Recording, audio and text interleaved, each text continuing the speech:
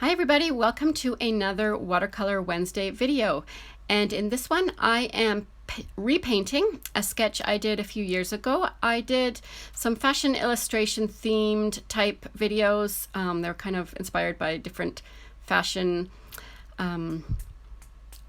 scenes and images. And so I am repainting this, and I just put it through my printer, and I am painting on lighter watercolor paper.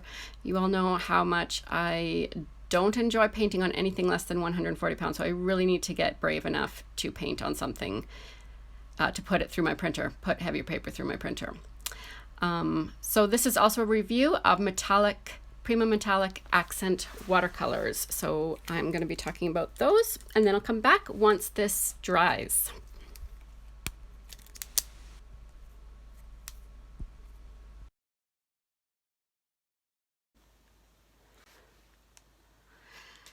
Okay, so I've got these here. This one is the metallic pastel accents, and this one is the just metallic accents. So this is what they look like. Some of them are a little bit wet because I was just kind of testing them. Just a couple of different easy ways to do it is if you have access to these little droppers, you could just go into some clean water and just kind of drop some water in there. Another thing you can do is take just a little mister, or it doesn't have to be a little one, and spray them. I don't have a whole lot left in here right now, so I'm not going to worry about that. If you use a water brush, obviously you can just do that, but then you kind of want this water to paint with too. So this is just a simple way that I do it. And so we're going to do a little bit of a metallic look on these, but before we do that, I just want to test them out a little bit, and I am actually going to use this water brush to do that. I want to first try them on black paper. So this is not watercolor paper, this is black gessoed paper from in an art journal of mine, and I haven't done a whole lot in here, mostly just prepared some pages. I feel like I've got oh yeah, I've done this one. I do have a video on that. I'll put the link right up there if you happen to be interested. I think that's pretty much all I've done in here, really. Just done some quick preparation pages. So this is on clear gesso. It's very, very smooth. And actually, I think there was tape on here as well. So I just want to see what the colors are like on here and if they show up. And we'll take a look at them when they're dry too. But you can see, like, these are awesome colors. We're gonna look at them in wet as well, or in white. Sorry, and the black probably just look like silver. I don't know if these colors are named. They don't need a whole lot of. Whoops, I already did that one. Well, they don't need a whole lot of water because they actually activate pretty easily. It doesn't seem like they do because they seem so dry and brittle, but they're really nice actually. I have shown you my, oh, this one I didn't get water on. I've shown you my Prima, like the Pastel Dreams ones, and then I feel like I got another one too, and they're just together with my Jane Davenport ones here, and I love the colors in here. So some of these are Jane Davenport and some of them are Prima, but these are just awesome colors. And they come, it's a different looking palette than this. It actually looks very much like the Jane Davenport, the little palettes that she has. Let me just show you here. Where do I have those? Where do I keep them? In here.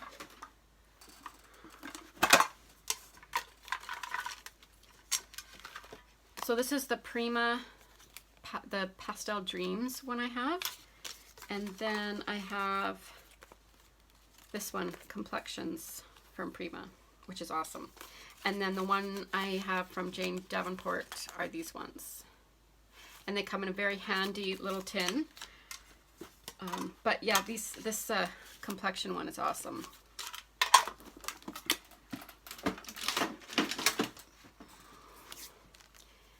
So this is just the metallic accents right here. And they don't have colored names, like the individual ones aren't named. No. So let's just see what these pastel ones do. Make sure my brush is clean. So that is a really nice one. That's like a pearly gold. Oh, these are awesome. Hopefully you guys can see these on camera. I'm pretty sure you can. Oh, this one doesn't have water in it. Here, let me just, I don't think I got water in these ones. Yeah, it really doesn't take a whole lot to activate them.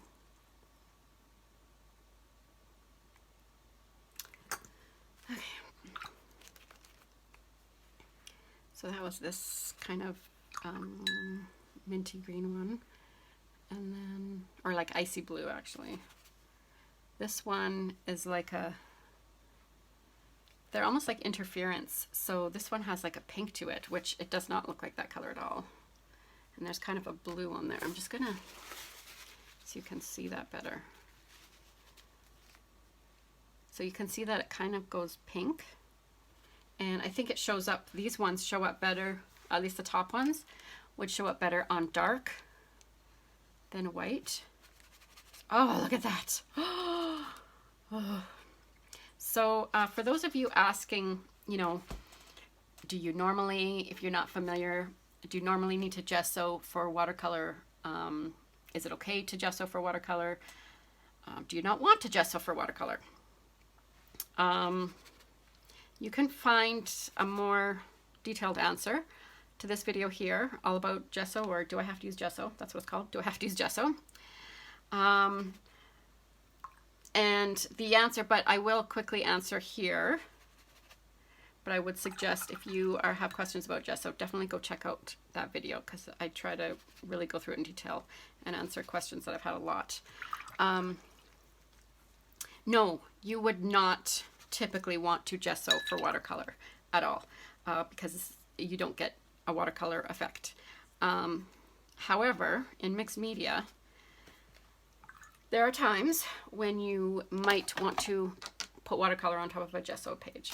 And in an art journal, when you want to use gesso to prepare a page and then you want a watercolor kind of look, you can watercolor on top of gesso. It won't behave the same way as it normally would on watercolor paper. So normally you do not gesso on watercolor paper, but you can. I mean, you can do anything you want, really. And then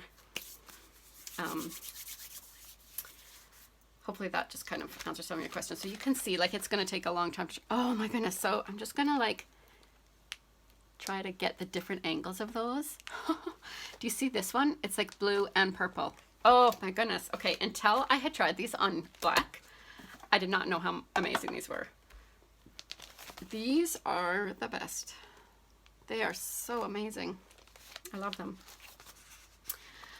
Let's just try them on white. I'll have to get a different page out for that. I'll be right back. So we'll start with these lighter ones, and I don't have as much room here.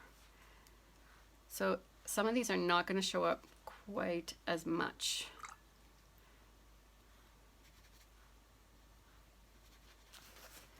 So this one, unless you angle it, you won't see the pink. Whereas on the black, you saw it a lot more.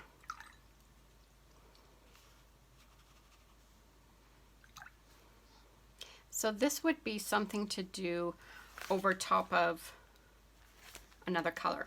We're going to do that actually on our little sketch. Oh, these are they're so creamy actually.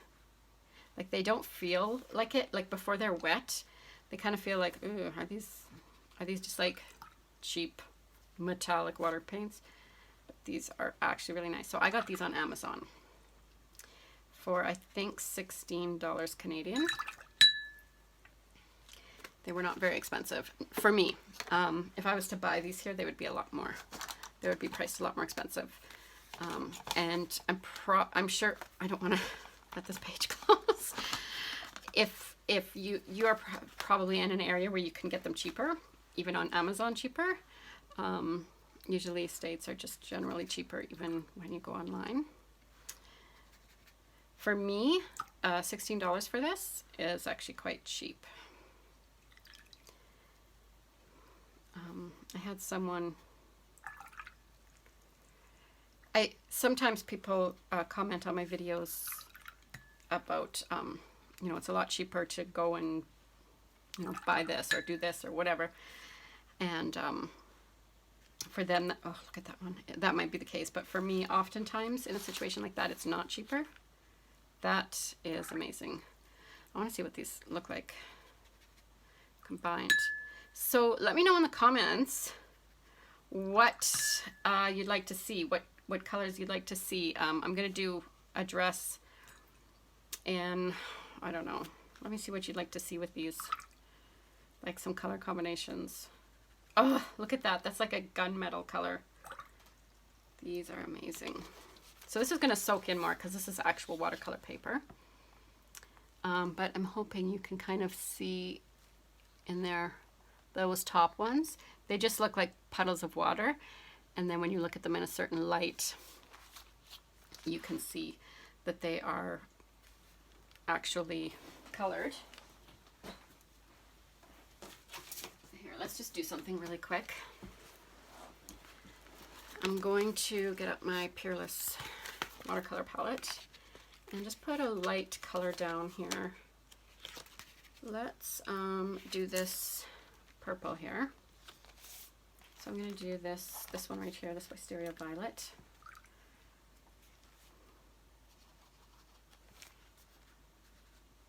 That does not look like Wisteria Violet. That does not look like that color right there. I don't know what happened, but that's okay. Let's put this blue on top. And I don't know, maybe it's good to wait till it dries. But we can kind of see, so that's a blue interference. So you get the blue, plus you would get the interference when you look at it at a certain angle. Yeah, that's fine. Let me try the pink one. The pink one seems to be the one that's most hard to see. What do I got here? Oh, looks like I need to put this back together. It's kind of come apart. I haven't shown this Peerless, but I do want to do a video on it because it is something new I kind of got this summer and I haven't had a lot of chance to do anything with it. But I gotta say, it's kind of amazing. So we've got that. Let me just kind of let it dry a little bit here. And then we'll put this one in there. See what happens. So that just kind of makes it metallic basically. Oh, yeah. Let's do this purple here. So this is Scarlet Vermilion I'm doing. I don't think you can, oh yeah, you can see as I zoom in. Like, look at these colors. This is just from that little swatch there. And then I'm going to put this one on top and just see what happens there. So it won't make mud because it's, you know, similar color families. They're not, sorry, not similar color families, but they're not opposite. So that's kind of cool. That gives it a different look. Let's add some yellow to this one here. Because these don't really add colors, they just add a sheen to it.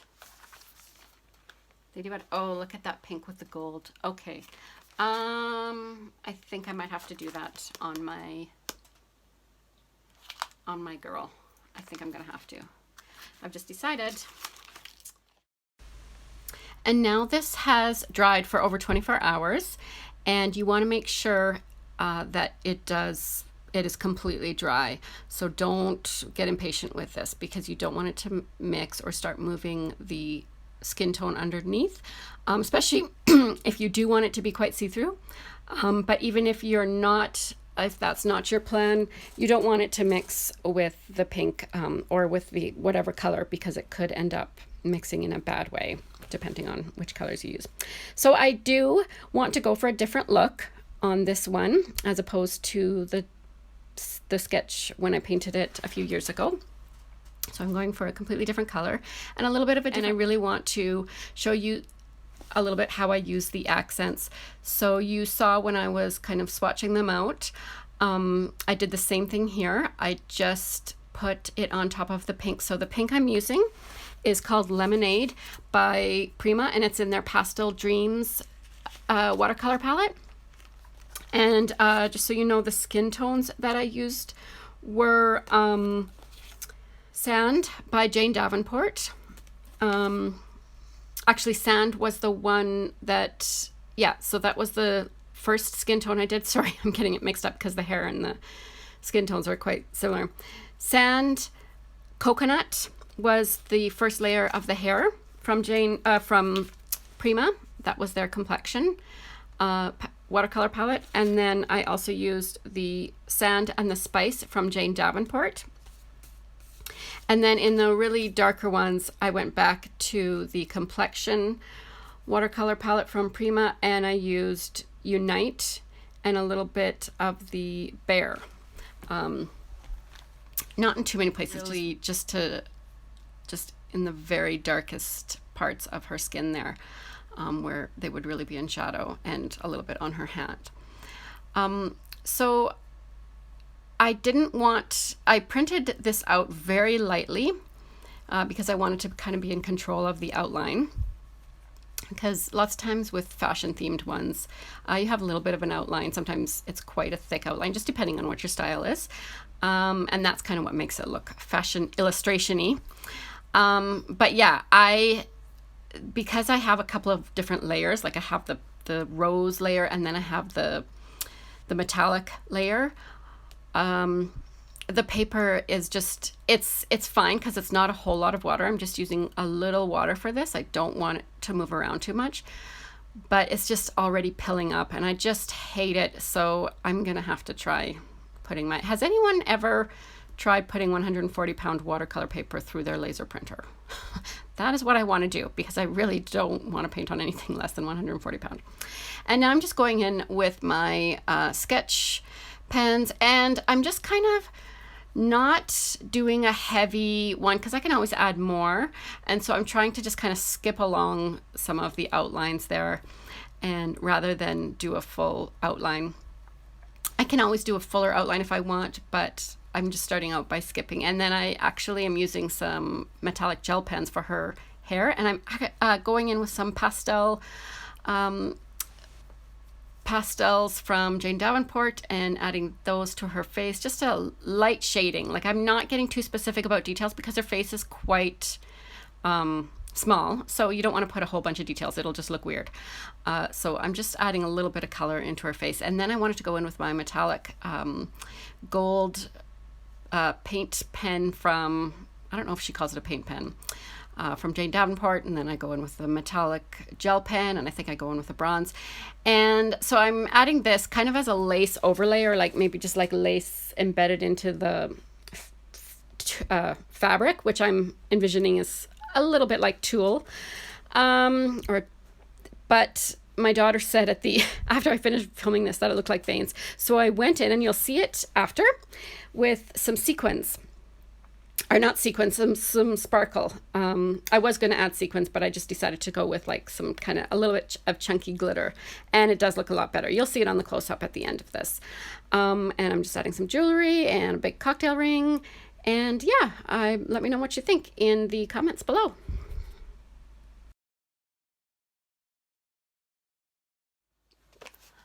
And I almost forgot.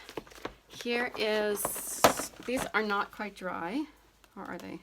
Some of them are, like this isn't. So that's what they look like. They are awesome. Love them. I love how she turned out. She turned out different from the other one. She has a different look, which I'm really happy about. She looks a little bit more fresh, a little bit more innocent, maybe, I'm not sure. But she has a different expression on her face, and her face looks different. So I'm quite happy with this, and I really do like that I added the sparkles. Sparkles are always good. I would love to know which version you prefer, so let me know in the comments below.